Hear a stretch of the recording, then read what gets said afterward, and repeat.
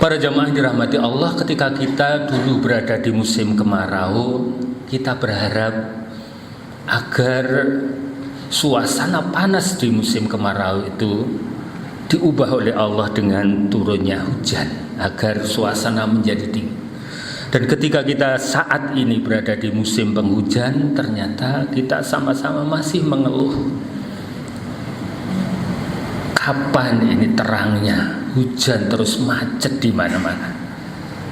Memang inilah karakter manusia secara umum, sebagaimana Allah firmankan dalam surat Al-Ma'arij ayat yang 19, innal insana khuliqa halu'a. Sesungguhnya manusia diciptakan bersifat keluh kesah. Ini manusia secara umum. Kita ini para jamaah dirahmati Allah bukan manusia secara umum, tapi kita ini muslim. Di dalam Islam yang syamil mutakamil, lengkap sempurna, maka menghadapi situasi apapun itu ada petunjuknya. Termasuk ketika kita menghadapi hujan ini. Berkaitan dengan hujan ini ada satu ayat dalam Al-Quran, surat Qaf, surat 50 ayat 9. Allah berfirman, wa nazzalna minas sama'i ma'an mubarakan. Dan kami turunkan dari langit air yang mengandung barokah. Kata kuncinya adalah air hujan yang diturunkan oleh Allah dari langit itu adalah barokah. Maka para jamaah yang dirahmati Allah Subhanahu wa taala, lantas sikap apa yang harus kita tunjukkan ketika kita sedang menghadapi hujan ini? Islam mengajarkan yang pertama, ketika hujan turun, fokus kita adalah berdoa. Rasulullah mengajarkan satu doa yang dibacakan oleh Aisyah, Allahumma shayyiban nafi'ah. Ya Allah, turunkan kepada kami hujan yang manfaat. Jangan fokus kepada yang lain. Begitu hujan turun, fokus kita mohon kepada Allah, berdoa kepada Allah agar hujan yang turun itu menjadi hujan yang manfaat. Allahumma shayyiban nafi'ah. Di dalam hadis riwayat Hakim dan At-Tabrani, Rasulullah SAW bersabda, sintani maturatan ad-du'a inda nida wa tahtal mator. Ada dua doa yang tidak akan ditolak oleh Allah, yaitu doa setelah adzan.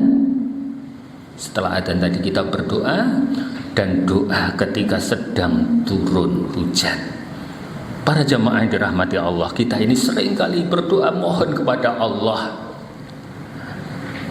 minta ini, minta itu agar dikabulkan oleh Allah.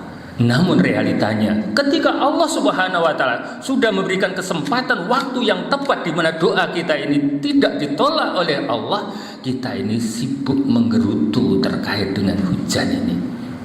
Harusnya sebagaimana petunjuk Rasulullah tadi, ketika hujan turun kita berdoa dengan doa khusus, Allahumma shayyiban nafi'ah, dan doa-doa yang lainnya sebanyak mungkin sepanjang hujan itu turun. Yang kedua, ma'asyiral muslimin rahimani wa rahimakumullah, berkaitan dengan hujan ini, maka yang harus kita pegang, jangan pernah menisbatkan hujan itu kepada yang lain, tapi nisbatkan hujan itu hanya kepada Allah. Terjadinya hujan itu karena Allah, titik, bukan karena yang lain. Dalam satu hadis yang diriwayatkan oleh Zaid bin Khalid Al-Juhani radhiyallahu anhu, Rasulullah SAW tatkala itu sholat subuh di kota Hudaybiyah, yang malam sebelumnya itu sedang turun hujan yang sangat lebat. Habis ngimami sholat subuh, Rasulullah menghadap kepada para sahabat. Kemudian Rasulullah bertanya, wahai para sahabat, tahukah kalian apa yang difirmankan Allah kepada kalian? Maka para sahabat mengatakan Allah dan Rasulnya yang lebih tahu. Maka kemudian Rasulullah mengatakan, sesungguhnya pagi hari ini ada umatku yang beriman, dan pagi hari ini ada umatku yang kafir. Siapa yang mengatakan bahwa hujan itu karena rahmat Allah, maka dia telah beriman kepadaku, dan dia telah kafir kepada bintang-bintang. Siapa yang mengatakan hujan ini karena bintang itu, maka sesungguhnya dia telah kafir kepadaku dan telah beriman kepada bintang-bintang. Ma'asyiral muslimin rahimani wa rahimakumullah. Hujan mengajarkan akidah keimanan kepada kita bahwa Rabb kita itu adalah Allah, bukan pengetahuan kita Rabb kita. Hujan itu terjadi bukan karena sebab-sebab ilmiah, karena temperatur udaranya begini, kelembapan udaranya begitu. Tidak. Di tengah panas matahari sering kita saksikan hujan tetap turun.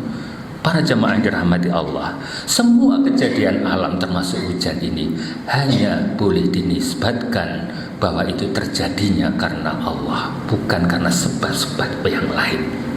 Bukan karena makhluk, bukan karena perkara-perkara yang sifatnya ilmiah. Hujan itu turun karena kehendak Allah.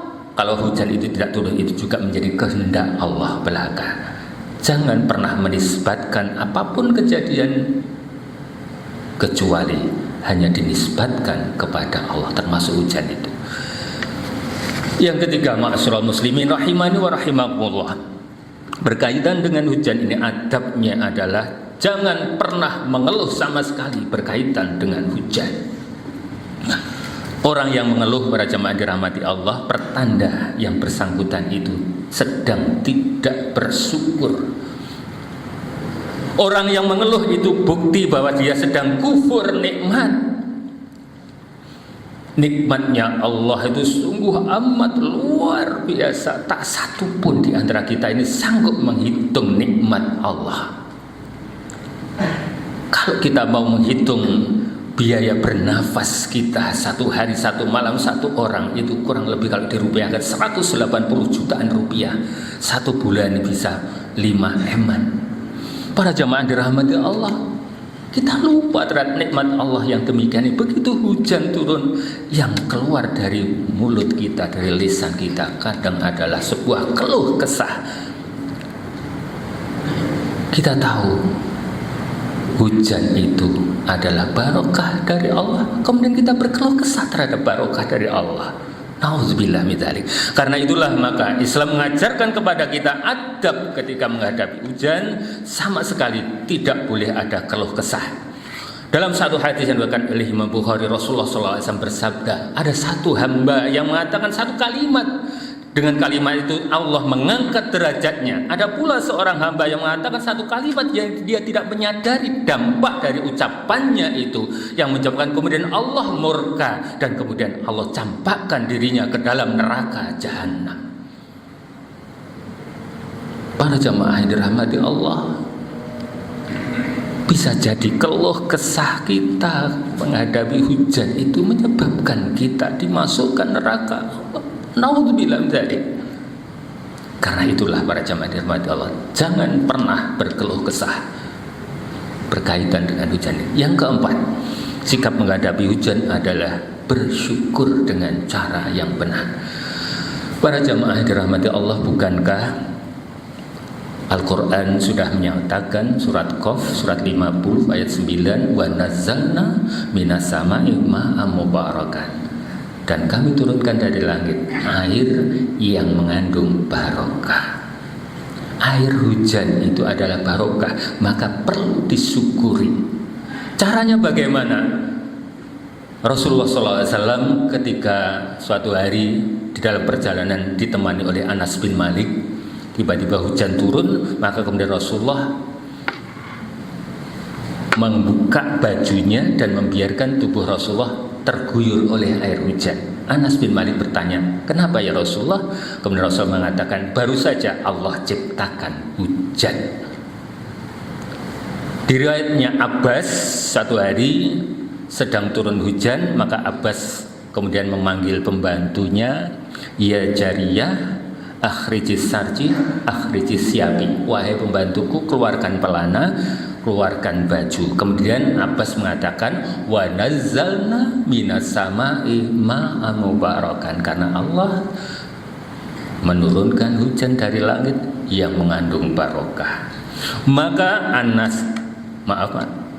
Rasulullah dan Abbas itu ternyata tabarok dengan air hujan, ngalap berkah dengan air hujan, karena air hujan itu mengandung barokah. Maka biarkan mereka, beliau-beliau ini kemudian membiarkan dirinya terkena oleh air hujan. Inilah para jamaah dirahmati Allah, ketika sedang turun hujan, sekali waktu kita perlu tabarok, ngalap berkah sebagaimana dicontohkan oleh Rasulullah dan sahabat Abbas, karena sesungguhnya hujan itu adalah barokah dari Allah. Kemudian yang terakhir para jamaah dirahmati Allah, yang berkaitan dengan hujan adalah berkaitan dengan fenomena pawang hujan. Di dalam Islam bagaimana tuntunannya? Para jamaah dirahmati Allah, di zaman Rasulullah SAW pernah terjadi hujan 7 hari 7 malam terus menerus. Kemudian para sahabat ingin agar hujan itu ditolak, tidak lagi turun. Maka kemudian Rasulullah berdoa kepada Allah Subhanahu wa taala, ya Allah, turunkan hujan di sekitar kami, bukan di tempat kami. Ya Allah, turunkan hujan di dataran tinggi, di bukit-bukit, di lembah-lembah, di tempat pepohonan bertumbuh. Maka pelajarannya para jamaah dirahmati Allah, menolak hujan itu tidak diperkenankan. Rasulullah mengajarkan kepada kita, ketika kita tidak berkenan hujan itu jatuh di tempat kita, kita boleh mohon kepada Allah, berdoa kepada Allah agar hujan itu jatuh di tempat yang membutuhkan. Maka para jamaah dirahmati Allah, kalau cara menolak dalam tanda petik, memindah tempat turunnya hujan itu sesuai dengan syariat yang dicontohkan oleh Rasulullah, berdoa supaya dipindahkan tempat jatuhnya, maka yang demikian ini diperkenankan di dalam Islam. Namun ketika kita menolak hujannya dengan cara-cara sebagaimana yang ada di masyarakat, dengan pawang hujan, dengan orang-orang pintar, bahkan bukan muslim yang bersangkutan misalnya, maka yang demikian itu tentu saja tidak sesuai dengan syariat.